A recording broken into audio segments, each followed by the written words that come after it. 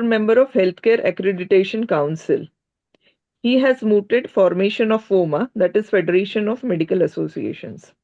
He has organized nearly 30 seminars and has moderated several symposia on day-to-day problems pertaining to healthcare delivery system.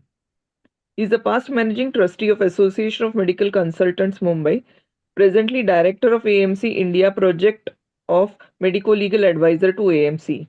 He has had the honor of being invited by National Judicial Academy Bhopal to take part in workshops of district and high court judges. He is the visiting faculty of National Law College, Aurangabad. May I request Sir to kindly proceed with his talk? Thank you.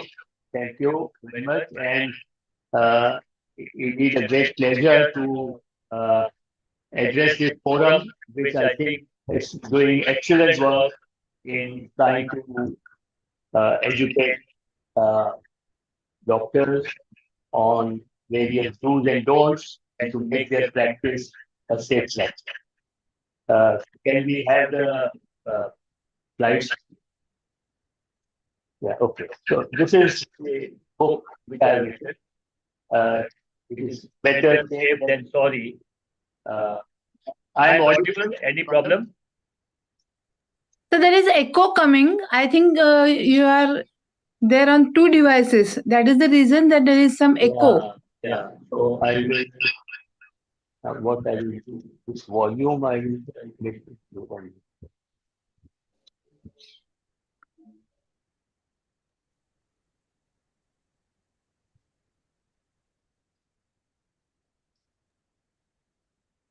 Okay, hello. Now is it coming? Now is the echo coming? No, sir. You can continue. Now no echo. All right. So this is the cover of my book, and the title is quite uh, obvious: better safe than sorry, and that has been my mission. That is to have preventive medical legal issues. Now, is it all right, or is there an echo? Still there is slight echo, sir. Slight echo. Okay, then in that case, I will. Sir, on the mobile at the left upper corner, there is a sign of volume. There you click, there will be a red line over there. Then it will go. The echo will go. From the mobile, you have to do that. Mute is. Yeah, hello. Now is it? No, still echo is coming. I have to press that one, that speaker, is it? No. Yes, sir. Speaker, you have to press and stop the speaker so that no echo will come.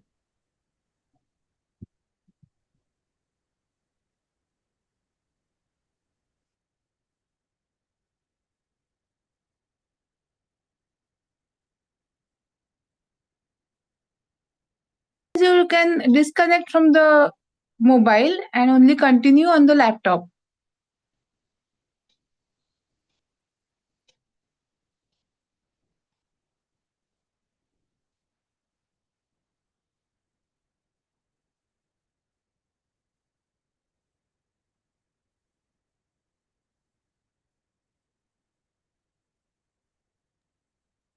Can you hear me now? Hello? Yes, sir. You can hear me? Yes, sir. Clear and loud. You can hear me clearly. Okay. So there is no echo? No, sir. Any echo is there now? No? No, sir. No, sir. No, sir. No echo, eh? Okay. No. All right. So, sorry for the little glitch here. And it's my great pleasure to speak on a subject which is very close to my heart. And the subject, yes. Sorry, you have to change the slide. Okay. So the subject is the common mistakes. 1 dozen I have written, but there are many. But 1 dozen common mistakes we continue to make. So, can Dr. Rupa, can you tell me what is the key word in this sentence? Anybody, Dr. Mansi, Dr. Rupa, what is the key word? What is the key word in this sentence? Common. Common mistakes. Sorry? Common mistakes? No. We No, the key Continue, word continue. keyword is Continue. continue. Very good. Somebody continue. said that. Mm. The keyword is continue. That is what why is it the keyword? What it means is that we know that we know the mistakes. Whatever I'm going to tell you, you already know. I am not going to tell you any mistake which you don't know. You already know. And the fact of the matter is that we attend seminars, webinars, meeting, medical legal talks. And after that also, when we go back to our practice, we continue to do the same thing. We have already been told you should, this is good, this is not good, this is safe, not safe, and still we do the same mistakes. That is the key word. That's why I'm saying. So you might think, what new have I said? We already know this, but you are not following it. Eh? So that's why the key word is mistakes which we continue to make. And I would like to make sure that now after this, when you go back, you don't re-continue to make the mistakes. So that is the key word is that. And what I'm going to tell you is come from over nearly 50 years of experience. Ours was the first medical legal cell in the country, and practically every day I get today at least 3 to 4 telephone calls from our members, from doctors, from all across the country who are facing problems. Just 15 minutes ago, there was a maternal death and the baby also died. And they said there was a mob and this and that. And I was just about half an hour back, I was discussing with that gynecologist from Mumbai. So these mistakes which I am pointing out have come out of this vast experience, not from textbooks, not from any legal books. All right. This is from actual practical day-to-day experience. And let me tell you, they are very small things.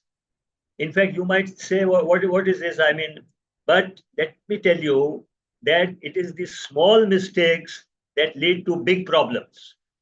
The big problems come from small mistakes. And this is what I'm trying to point out today. So, and these the uh, mistakes which we make, what I'm pointing out, to correct them, you don't need money, you don't need any resources, you don't need to invest anything, or they don't need any high technology. Simply, you have to first accept that yes, this is something, believe me, that this small thing can lead to a big problem, and you have to just follow it. You can do it from tomorrow onwards. All right. So this I am just giving you a preamble as to this is what I am going to tell you. Now, yeah, next slide, please. Yeah, okay. Now, again, when we take consent of a patient,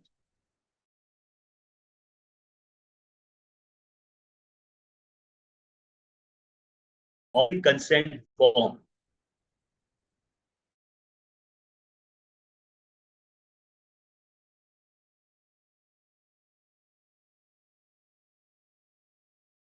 Now you might wonder what is so great about cross consent forms when doctors come himself or herself, but the husband or the auntie or the uncle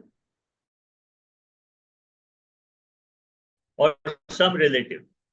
And if the person who is undergoing the surgery, if he's a major, if he's a minor, it's different. If he's mentally challenged, that is different. If he's unconscious, it is different. But if the person is none of these, then his signature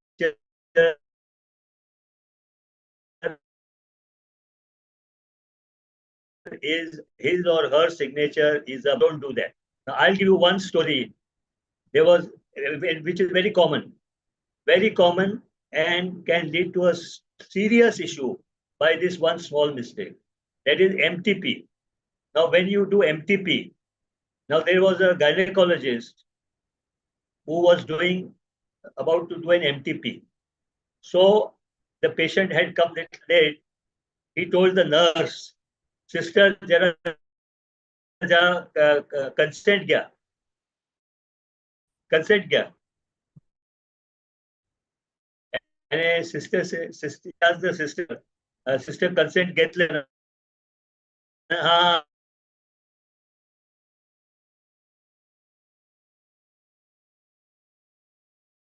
between the husband and the wife. And the wife filed for divorce for some reason. And the father of the girl, he was an advocate. So you all know, whenever somebody wants to file a case or wants to mount some allegations, what is the first thing they do? Their lawyer says, okay, please go and ask for Xerox copies of all the case papers. And you cannot refuse. Within 72 hours, you are supposed to give the copies of the case paper. You can't say, I'm not giving. All right. Now, this person applied for copies of indoor case papers. And this father, of course, was an advocate. Even if he was not an advocate, he would have realized. He went through the paper very carefully and he saw that in the consent form, his daughter, that is the one who had filed for divorce, her signature was not there in the consent form. Now, what happened? When the doctor told the nurse that take consent, she doesn't know. So we have to also sensitize our staff. She did not know. She thought that if the husband signs, it is all right. Consent I have taken. So husband signed and she said, "Ah, sir, consent taken." Now this doctor never checked.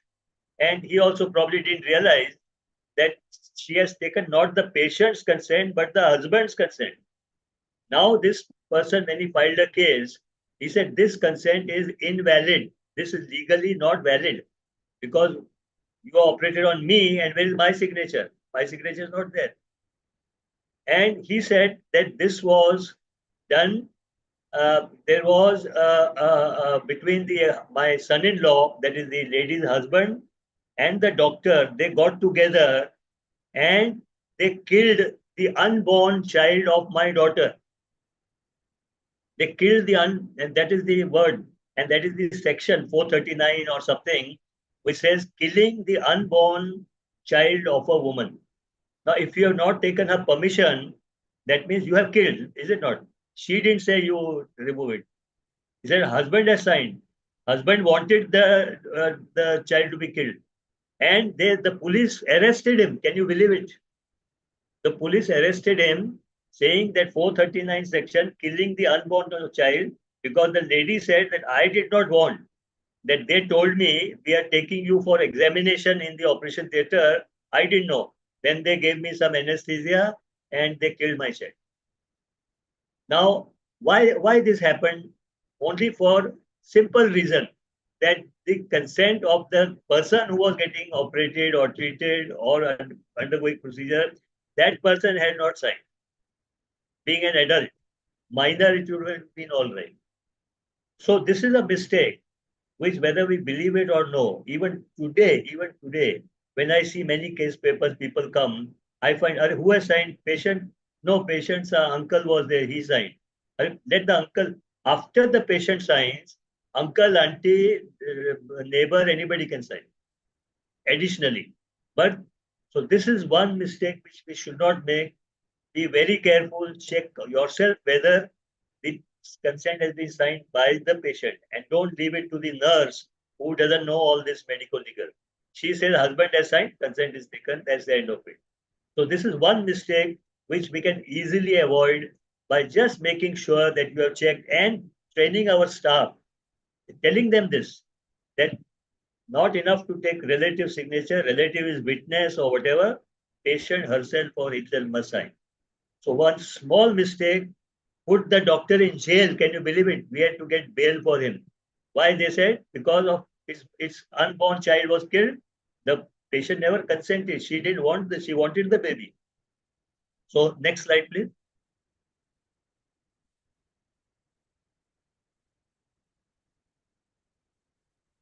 Yeah. Now, Again, this mistake is very, very, very, very common. And I can challenge it.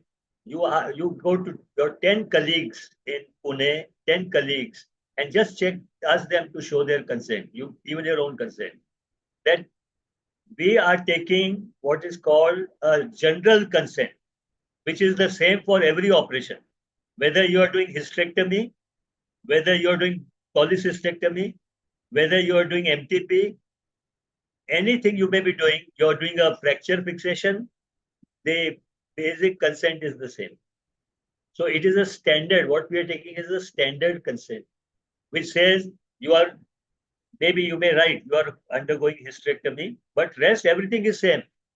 There can be complication, there can be bleeding, there can be infection, there can be this, there can be that. All are the same for every operation. Now, if nothing goes wrong, perfectly all right, there is no problem, right? But when something goes wrong, then it becomes a big problem, because this is like a blanket consent. This is not a, a informed consent. What is known as informed consent? This is not an informed consent. And what is informed consent? Where you are writing down the complications pertaining to that operation. For example, suppose you are taking a consent for hysterectomy. Now, if that consent doesn't say that rarely the ureter can be injured, rarely the rectum may get injured, that is not written, if you are not writing that, then it is not a procedure specific or a operation specific consent. If you are not saying that, because patient later says that I never knew, I was told that this thing can occur. I never knew that it can so happen that ureter may get damaged, bladder may get damaged. I was never told. So, therefore, you should have, after all, as a gynecologist, you may be doing 5, 6 types of operation. You will do DNC, you will do MPP, you will do hysterectomy, you will do myomectomy. What else you will do? So I think the Association of Gynecologists, they have designed these procedure-specific consent forms, but I don't see them being used. They are very good consent forms. So suppose you are going to do a hysterectomy, then you better tell the nurse or your staff, Baba, the hysterectomy cha consent form ena te ana. No? Cholecystectomy cha consent te form ana, whichever operation you are doing. Because now, like cholecystectomy, if the cholecystectomy consent does not say sometime rarely the common bile duct can be injured, then it is a bad consent. Because if the common bile duct rarely gets injured, the court will say, and the relatives will say, and the patient will say, Baba, he said this is some complication, but we were not told such a serious thing that common bile duct can be injured. So it should say rarely, you may say rarely, not to frighten the patient. Rarely, a common bile duct injury can also occur, which is serious injury, which can lead. If the patient is frightened and doesn't want to sign, that's perfectly all right. Let him not sign. Let him not get operated. But most of us, even today, I can challenge, are not taking operation specific or procedure specific consent form.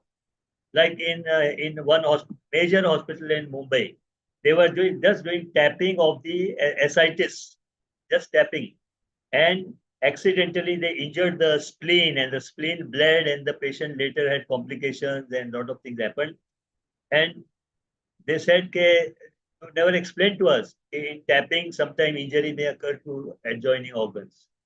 So it's very important in today's time. If you see in USA, they will never take a consent, that blanket type of consent which take. They will say what is cholecystectomy, what is removed. If it's laparoscopic, sometimes we have to abandon it to an open one, and all those things. So that if things were to go wrong, if nothing goes wrong, nothing happens. But if something goes wrong, then every line, every word is read. That you never said, where did you say this can occur? So this is the second mistake which we make, and we continue to make. And I think we will continue to make. So the next slide, please. Yeah, okay. Now this is another thing. When there's a physical meeting, and I say that, look here, whenever we write down our indoor notes or any notes, we always write the date, is it not? We write the date. Like today, say 15th November 2024, we write the date. So I ask this question, how many of you write the time also? And believe me, I've never seen more than 20% hands go up. Less than 20% people say, okay, we also write the time. Now, I have never understood why you think time is not important. Time is extremely important because suppose there's a death, suppose there's a complication, something happened, then the whole investigation is as if some murder took place. What time you came, what time you examined the patient, what time you again saw the patient, what time you catheterized the patient. If we don't write the time, we write only date. So even today, this is a mistake. Even today, you can yourself do a survey and find out how many of you write date and time. Now, again, as I said, this is a very small thing, but sometimes that becomes a big thing because the patient says, doctor came after half an hour, he never came. How will you prove it? So if you written the time, everything can be traced back. So it's so important. So from tomorrow, you have to make sure those who are not, of course, I'm sure many are writing date and time. Please make sure it's a small thing, but it can become a big thing. And therefore, we don't record the time, which is something that can make you have a regret later on. Next slide, please.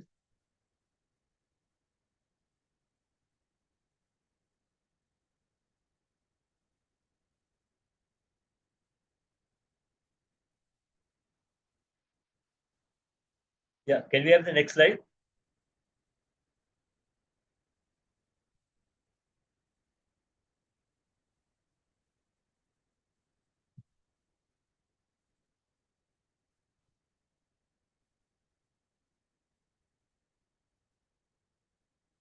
Hello, can you hear me? Hello? Hello, can you hear me? Yes, Yes, sir. sir. Yes. Yes, Yeah, sir. that's a We problem just with did the the slide. Yes.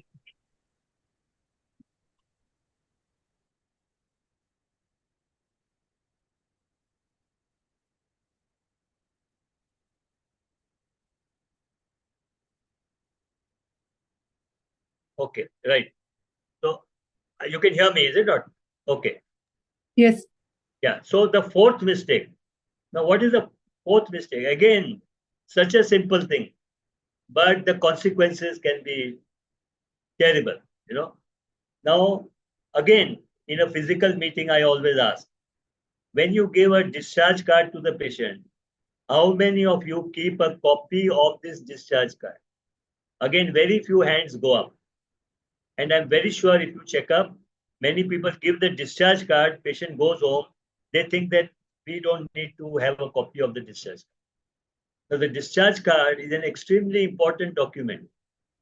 So first of all, the discharge card, who fills it? We give it to the lowest person in the hierarchy. The junior most houseman fills the discharge card.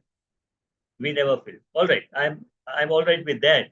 But after the discharge card is filled, at least you should have a look as to what is written, because that can make a lot of difference. Now, if you don't keep a copy of the discharge card, there is no way, if something were to go wrong, and then the patient makes a complaint, and you tell the patient to give the discharge card, he's not going to give. You don't have a copy. Now, in the discharge card, you have written some instructions. Come after 5 days, come after 10 days, remove the plaster after 2 weeks, or whatever. You have written some instructions. Often patients don't follow that instruction. Now, if they don't follow it, and if you have recorded, you can prove you have a copy of the discharge card, and you can prove you tell the court, I told him to come after 5 days, he came after 20 days. But how will you prove it unless you have a copy of the discharge card? So that becomes what is called a contributory negligence. That is a contributory negligence on the part of the patient, which is a very good defense for you to fight your case. So again, simple thing, I think most hospitals, doctors should have a very small Xerox machine, cost less than 5,000 rupees, and Xerox the discharge card, attach it to the paper, and give the discharge card to the patient. So this is again a mistake, common mistake, which we still do. Those of you who don't keep a copy of the discharge card, please make sure that you keep it. If you don't have a Xerox machine, even tell the relatives, go and get a copy and give us, whatever it is.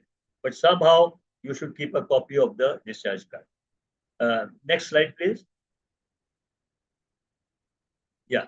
Now, this is again, almost I would say 95% people, 95% doctors write on OPD paper, or write on their letterhead all instructions, all history, all the medicines, everything, and hand it over to the patient. And then they have no record whatsoever. They have zero record with them. In fact, the National Medical Commission, NMC, which had replaced the MCI, had in their new code of ethics, they had said that even just as indoor records, indoor papers should be preserved for at least 3 years. They had said even OPD records should be preserved for 3 years. They had said that. Now that, of course, that code of ethics was not adopted because IMA and other organizations, they protested. The entire code, there were a lot of objectionable things, so they did not adopt it. But the fact of the matter is that it is in your own interest to have the OPD record. And I have given several reasons in my book I have written why it is good for you to keep the OPD records. You have taken so much pains, written the past history, past operation, past complaints, etc., and you give it to the patient, and he has no value for that. Next time he will say, "Gum gaya, idhar gaya, I lost it, I got torn, etc." He won't bring it, right? So anyhow, by hook or crook, either nowadays there are a lot of softwares are available. There was one very beautiful software where there is a special pad, and on that pad you keep your letterhead and you write whatever you want to write and you hand over to the patient. But because that's a pad which is connected to your computer, everything that you have written automatically goes onto your computer. Not only that, that software is so good, it will divide your various conditions like fever, tuberculosis, operative cases separately, appendectomy, all appendectomies in one side.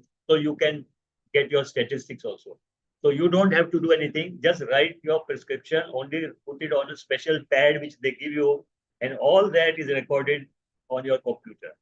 In many big hospitals in Mumbai, they don't give the OPD paper to the patient without scanning it. There's one table next door, they scan it. So it can be of great help, particularly when there is a problem. Not only that, also if patient has lost his papers, etc. And now with the digital records, this is going to be a no-brainer of record because they're automatically going to be preserved. But those of us who are still in the physical mode, anyhow, if nothing else, keep one carbon paper. But somehow you must preserve OPD records. Sometimes that can be of great help to you. Sometimes a patient has come with injury, you have given some treatment, the police comes after 1 month. Hey, doctor, hey patient तुमच्याकडे आला होता का? आला होता. कुठे आहे तुमच्या? आमच्याकडे काही record नाही. You know, he said, how come you have nothing? Patient got injured, you took stitches, you did this, you did that, and you have nothing with you. Only the patient has got, the police inquires. So please find out some method of making sure that you have, or a register, keep a register, do whatever you want. But you must preserve OPD records. Next slide, please. Yeah, now this is the sixth mistake. Again, a common cause of medical legal problem. I have seen so many cases that when you go for vacation, suppose you are going to Switzerland for a vacation for 10 days. Okay, good. You should enjoy yourself also. But what happens to your patients afterwards? I mean, usually what do? You should know. I have written a blog on that. I can give you my blog link later. Full big blog on what you should do when you go on vacation. We appoint a locum, right? You will tell some colleague, hey, you look after my patients. Now, locum, I don't know what is your experience, but I can tell you the locum gives what I call stepmotherly treatment to your patient. There are so many cases, patient has come for delivery, the sister is phoning the locum again and again, sir, delivery. He says, Baba, he busy, I can't come, or he comes late. And whatever mistake the locum makes, whatever he does, he of course would have some role, but you are responsible. You are responsible for the actions of your locum. So take lot of precautions while appointing a locum, and therefore, if somebody appoints you as a locum, you should also do the work sincerely, so that this person, when he is your locum, he will look after your patient sincerely. So very important. Small thing, you locum, somebody say, ah, Baba, you just see my patient. And your patient comes, he's not looked after well, you are blamed for it. So again, this is a mistake which we should avoid. If you read my blog on taking precautions while going on vacation, it will tell you a lot more things which we don't have time to discuss now. Next slide, please. Yeah. Now, complications can and will occur. They do occur, no matter how careful we are. They can happen due to mishap, due to accident, due to maybe sometimes carelessness. They can occur. But the mistake that we make, which is my experience, which I have seen, why people land into trouble, is they don't deal with the patients and relatives properly after the complication has occurred. That makes a lot of difference. That is something which we have to understand, that it is better to deal with the patient before the patient files a case. It is much better to do that. Now, I'll give you one example. There was a gynecologist. She was doing some small surgery, some uterus cleaning, DNC or something like that, or I don't know, very minor, small surgery. And she had put a cautery pad below the buttock of the patient. And unfortunately, there was a problem of earthing of the cautery, electrocautery. There was a leakage, and the patient got burns. But patient was under spinal, patient never complained. And later, after the operation, while they were shifting to the trolley, they realized that there was a big area of burns on the buttock. Now, this happened. Patient had come for some surgery, and here the patient lands up with burns. Now, obviously, even if you are the patient, you will say, look, what is this? I came here for this, and now you're giving me bonus, some burns. So this doctor did not deal with the patient properly, with the relative properly. She said, first of all, that this will need treatment. If we do grafting, it will cost you so much money, 50,000 rupees for grafting. We'll have to call a plastic surgeon. So why should you do that? Or he said, no, we can't spend that much. So then you go to municipal hospital. I'll send you to my friend who is plastic surgeon in municipal hospital. And they spend whole day in the hospital. And they were good patients, not poor class patients. So then the husband of the patient said, doctor, now, see, this happened due to your mistake. Your mistake means we are not saying deliberately, but whatever it is. And now you are making us run about here and there.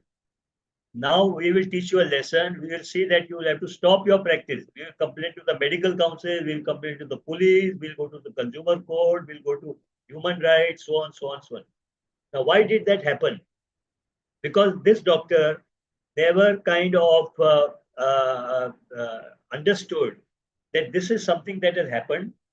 I should kind of say that, oh, I'm sorry this happened. This was a malfunction of the machine, not my fault, but this should not have happened. But don't worry, we will take care of the treatment. This doctor should have spent for that grafting or whatever was to be done. So be very kind and humane with the doctor, sympathetic with the patient, and this would never have happened. Now, this is only one example. So when a complication occurs, then you better try to help the patient, be helpful, and spend some money, doesn't matter. This doesn't happen every day. Does it happen every day? And if it happens very often, then there is something wrong with you. So once in a way, if it happens, what is there? You say, don't worry, you won't have to spend, I will spend for it. This is just one example. There could be several examples where when a complication, anything happens, try and be nice to the patient. And if really patient has suffered, try to help the patient out. You will not have litigation after that. Next slide, please.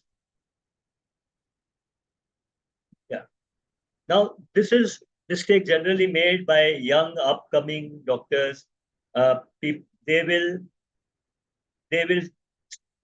make a wrong selection of patients.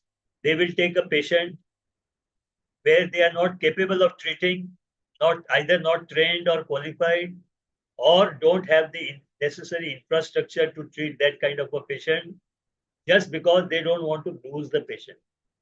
Now, suppose the patient of chest pain comes. Patient has chest pain, and there is a possibility it could be a cardiac event or whatever it is. If you do not have an ICCU, you have no business to admit this patient. You have no business, because moment something were to go wrong, the first thing that will happen is that they will say, doctor, you didn't have the facility. Why did you admit? Why did you undertake to treat the patient? And the court will also say, when you are not equipped either by training or by degree qualification or by infrastructure, you have no business. So that itself is the negligence. Nothing has to be proved. So please select patients judiciously, only those whom you are trained and qualified, or you can get somebody who's qualified and for whom you have facilities in your setup. Next slide, please. Yes. Now, this is something which some people have started doing, but still majority are not doing. That whenever you admit a patient, now whenever you go to airport, you go to some hotel, don't they ask you for your Aadhaar card, for your PAN card, and so on? They ask you. Do you feel bad about it? No, because that is their routine. So we admit a patient, but we must make it a practice to say that you have to give your photo ID, give your Aadhaar card. Because I may be Mr. X and I'm telling you I'm Mr. Y. I give some wrong name. How do I know? And then that is where the problem comes up. There was a patient who said, sir, my sister-in-law needs hysterectomy. Can you do in your hospital? But you should show as if it is my wife has undergone the surgery because she is insured. My sister-in-law is not insured. So she will get insurance. Now, he told me that. He need not have told me. He would have given his sister-in-law name as his wife's name. I would not have known also. Also, MTP when you do. Below 18 years, you are not supposed to do. You have to inform the police. It's a minor. So the girl says, I'm 21 years, 22 years. How can you make out? So therefore, don't make the mistake of not demanding patient photo ID, Aadhaar card, whatever. Please, that will save you lots and lots of problems. Make it a practice, which currently people are not doing. So that is the 9th mistake. Next, please. Next slide. Yes, now this is essentially for male doctors.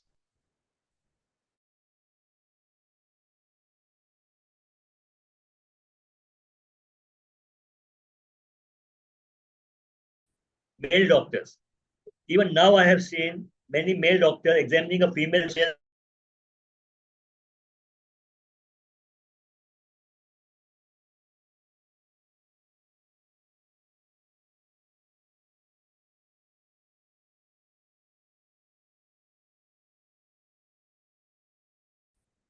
So never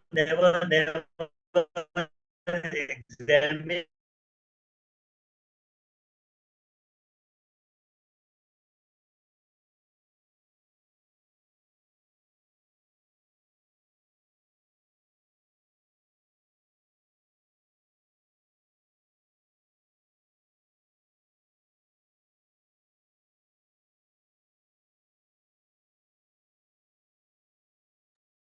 Sir is not audible.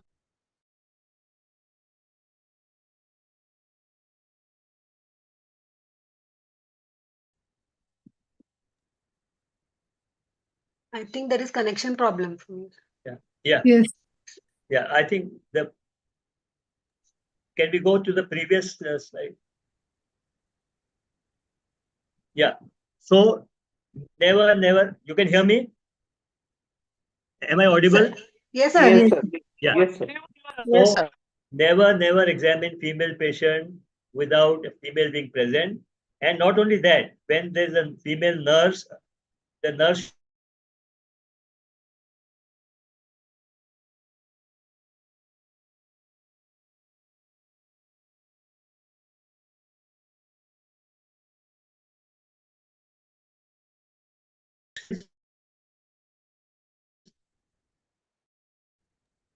Sir, you are not audible.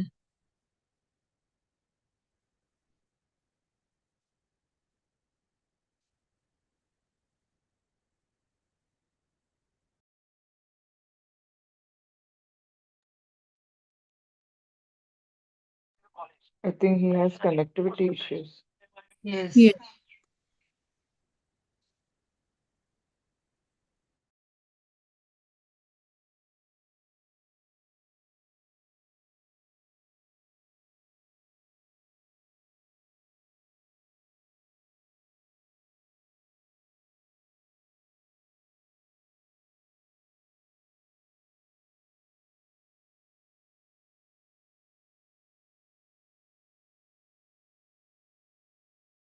Dr. Jayashree, could you please call him, give him next a call? slide.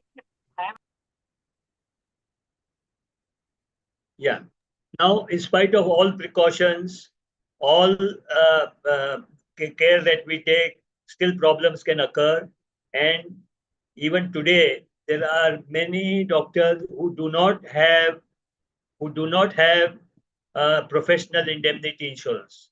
This is one thing that each and everyone never practice even for a single day without adequate professional indemnity. And it should not be 5 lakh, 10 lakh. Take it for 50 lakh, 1 crore at least, so that you don't have problems later on. Next slide, please. Yeah. Now, this is again something I feel very strongly about, that at least 30% of litigation problems occur because we criticize our colleagues and provoke the patients. We when a patient comes to me by having gone to another doctor, he comes to me, I start saying, oh, this fellow has spoiled your case. I think this whole complication has occurred because he should not have done this. He should not have done that, and all kind of things to provoke. Never provoke the patient against your colleague, because the same thing can happen with you. Your patient may go to somebody else, and if he provokes, that is the beginning of litigation. So if we stop provoking our patients, 30% litigation will go down immediately, because uh, the patient is now convinced that there was negligence and he should file a case. Uh, uh, Now, these are the 12 mistakes we commonly make, but there is one bonus mistake which I would like to tell you about. So can I have the next slide? Yeah, now this the 13th mistake. So what is the 13th mistake? Next slide, please. Now, every day, newspapers, television set, we are reading. What are we reading? News like this. Jaipur doctor gets 46 stitches on head after kin of deceased patient assaulted. Every day. You just read Chennai, somebody, doctor was stabbed. Next slide, please. Every day, we are seeing such things on the TV. Doctor paraded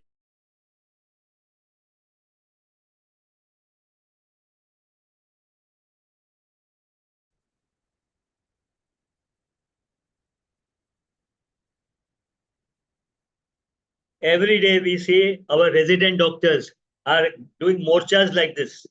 Every day you find, every time in the newspaper, what you saw, what happened in Kolkata. And so we are seeing this news.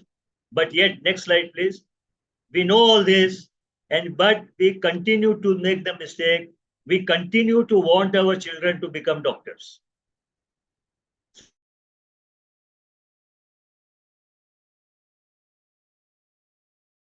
Very much for the patient listening. Thank you.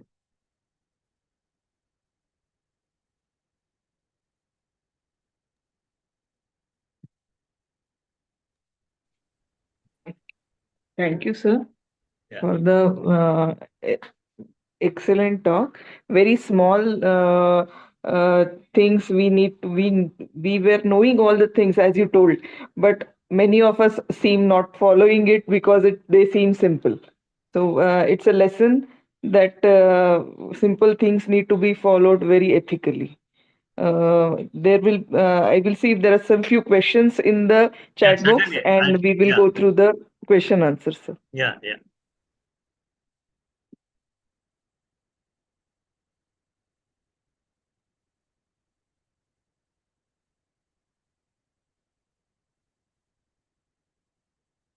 How many years should we keep the OPD records, sir? Yeah, again, the NMC has said 3 years, just like Indo records. But certain records like birth, certificate, birth, death, and for pediatric patient, they have to be kept much longer. So we'll not go into that. But I'm talking generally, 3 years is what is the legal expectation. After 3 years, there is a method of destroying the records, which again we may not go into, but you can. Same thing would apply to OPD record. Okay, sir. If you have any questions, participants kindly post them in the chat box.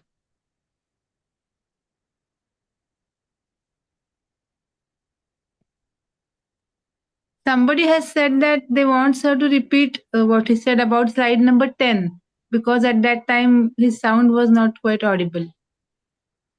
Okay. So 10, I will tell you what it was. I think it was not examining female patient without presence of another female.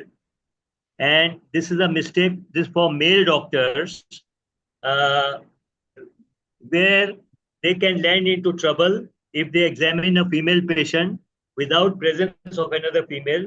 Some allegations can be made.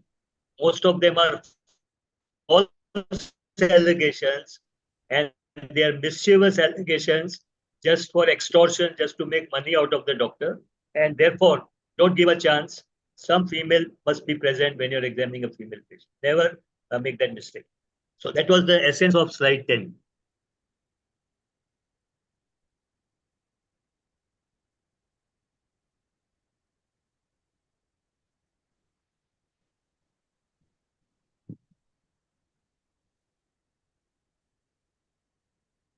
So another question. I am practicing in rural area which requires regular home visits.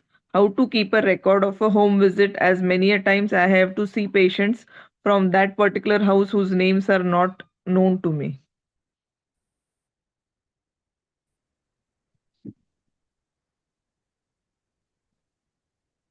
The voice is breaking. I'll read the. May I read Yes, it again? please repeat again.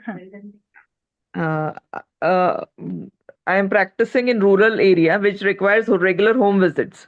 How to keep a record of a home visit patient, sir? Yes, As many even I do that. If I go for a home visit, which I rarely go, then I come back and I write down the whole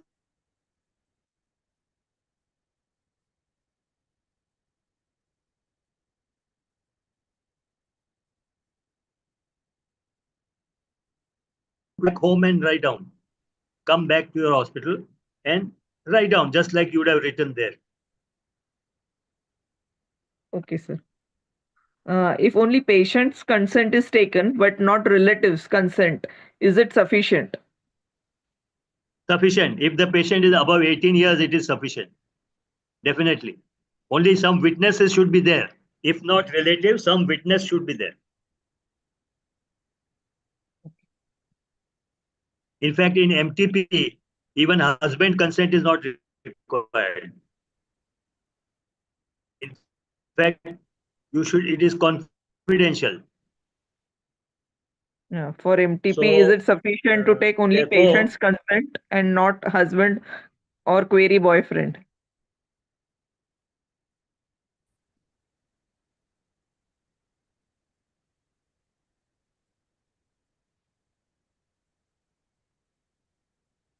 Hello. yes, yes, For MTP, patient consent is there, and yeah. if not husband consent or a boyfriend consent, is it required or not required? No, no, no, not at Not all. required. Not at all. Okay. Okay. In fact, even for tubectomy, sterilization, though they say husband is not required, but we always advise it.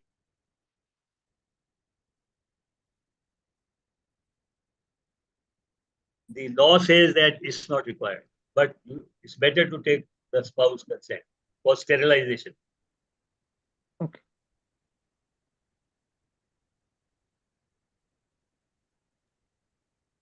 Dr. Mansi, there are two questions. Two more Yes. questions. Yes. During a home visit, if ECG has to be taken, how to do it without any nurse or our staff? In a female patient, he means female patient. Yeah, female patient. Yeah. Then get somebody from the house, na? Some House. female should be there. Yes. Otherwise, if it's not there, then don't take. Very often CCTV I in have refused. I Okay. had a patient breast lump. She said, I don't mind you examine. I said, no, you bring either your husband, bring some female relative, because I have no female attendant. I didn't have at that time. So otherwise, I'm not. You come tomorrow, bring your this. Then she never came back. So I said, I lost the patient, but I said, I don't mind. Yes. CCTV in consulting chamber. Any specific rules, sir? CCTV never to put in the examining area where you're examining the patient. That is, of course, not permitted. But otherwise, there is no harm, even while you're. Of course, the thing is that you should put the board everywhere that there is CCTV. You should warn everybody. They put the board that this area is covered by CCTV. Everybody should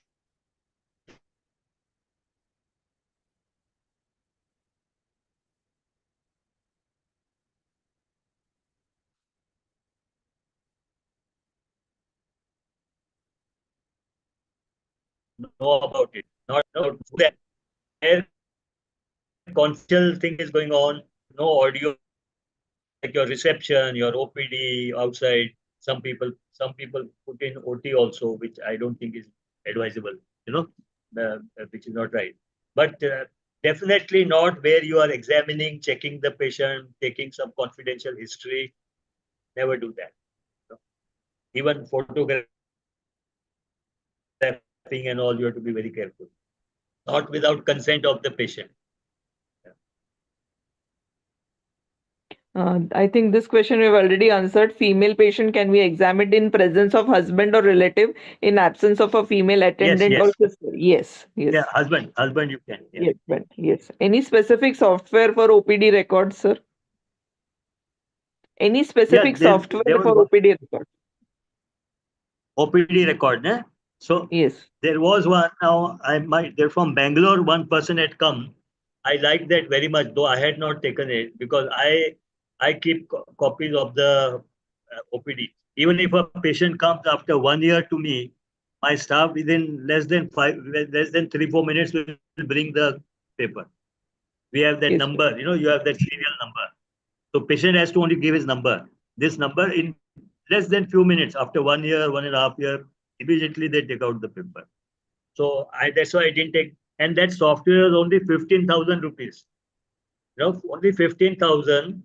They give you a special pad to put your letterhead right, and everything gets copied on the copy. Beautiful. But I think that some technical person will know. They will help out. Some of the software people, if you ask them. But I also have some number. If I have, I will send you. But I don't know whether it is still from Bangalore, somebody had got. But sure, I'm sure in Pune you will get. Pune is a IT center now. Yes, sir. Any more questions from the audience? All right. Thank you, ma'am. Thank you very much. Sir, thanks to Thank you. you. On behalf of Mukta All right. Foundation, sir, basically, I thank Dr. Lalit Kapoor, sir, for conducting such a beautiful lecture.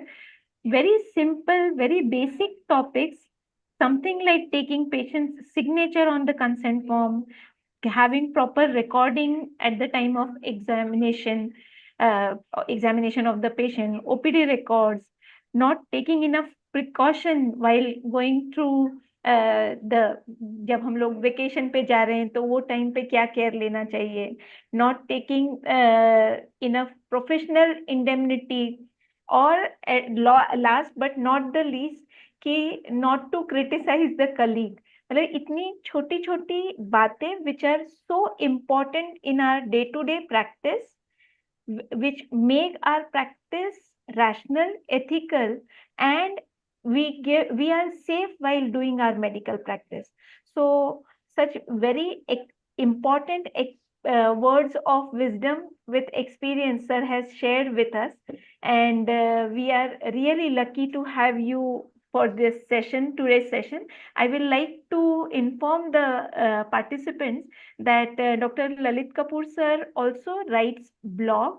I will share the blog ID with the delegates. I will send you my link for the blog. Yeah. Yes. Certain. So आपके कोई भी questions होंगे तो participants के आप लोग बाद में भी सर को अप्रोच कर सकते हैं, and he is always been very open for supporting, for helping.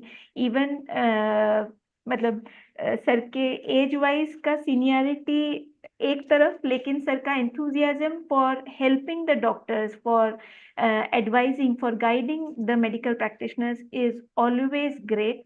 I once again thank you on behalf of Mukta Foundation, sir, for being present for today's session. Thank you so much, sir. And I also thank the audience for taking out time from their daily routine practice and attending the this webinar today. Thank you, all of you. Have a great evening. Thank you, madam. Thank you. Thank you, sir. Thanks a lot. Thank you, sir. We'll end the meeting. Yes. Thank you.